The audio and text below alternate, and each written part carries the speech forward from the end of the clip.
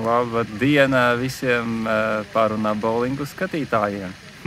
Ar jums kopā Pēters Cimdiņš. Un šodien no Cēsīm varu parādīt arī ūdens strūklu, sēžu parkā un baudu dabu. Šī būs tāda īpaša epizode. Jā, diemžēl ne tieši raidē. Novēlu visiem nosvinēt lustīgas Jāņas ar Līgo. Un visi bowlinga spēlētāji novēlu jums veiksmi nākamajā sezonā. Un tad jau tiekamies uz celiņiem. Plus arī būs pāris novēlējumi no citiem mūsu skatītājiem, spēlētājiem. Tā kā gaidam, skatāmies un baudam.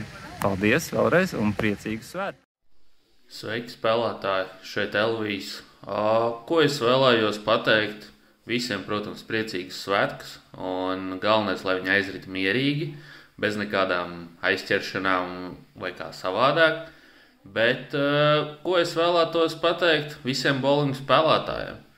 Vasara ir tas periods, protams, kad arī atpūsties, bet arī vislielākais laiks, lai pilnveidot savas prasmes un zināšanas bowlingā. Tāpēc es no savas puses varu teikt to, ka videoklipi katru svētdienu visdrīzāk arī būs, un, protams, arī iesim trenēties uz celiņiem. Ieteikt jums arī tieši to pašu darīt, tāpēc šīs brīvdienas atpūšamies, bet par nākošajām varbūt jau trenējamies. Esiet sveicināti, bowling draugi! Tuvojās svētki, jā, tad līdz ar to arī mums, lai būtu noskaņojums, uzvilku arī meitas vainagu, ko viņa bērndārzā bija uzvilkusi. Un gribēju jūs visus apsveikt ar svētkiem, ar Līgo svētkiem, Jāņu svētkiem. Jā, lai jums visiem forši nosvinās, lai visiem labs garstāvoklis, kārtīgi visi izballēties.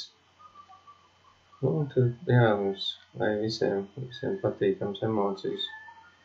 Un mans jautājums visam par bowlingu pārraidē būtu, es zinu, ka daudziem iesācējiem, kuri sāk tātad ir spēlējuši bowlingu kaut vienu reizi, vienmēr ir rodas jautājums par šo punktu skaitīšanu.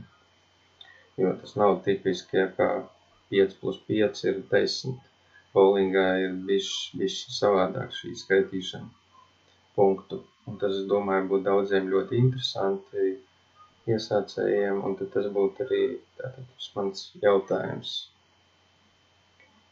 Un tad vēlreiz visiem priecīgus svētkus, un tiekamies tad bowlingā. Sveiciens visiem svētkos! Gribēju jums novēlēt visiem jaukus, lustīgus svētkus, tiešām kārtīgi atpūšties, izbaudiet Jāņus, bet ar mēru, esiet uzmanīgi un lai visiem tiešām jauka atpūta, jauka vasara, atpūšamies un tad jau tiekamies septembrī uz sezonas sākumu un turpinam spēlēt, pilnveidoties, trenēties un gatavojamies uz augstākiem mērķiem.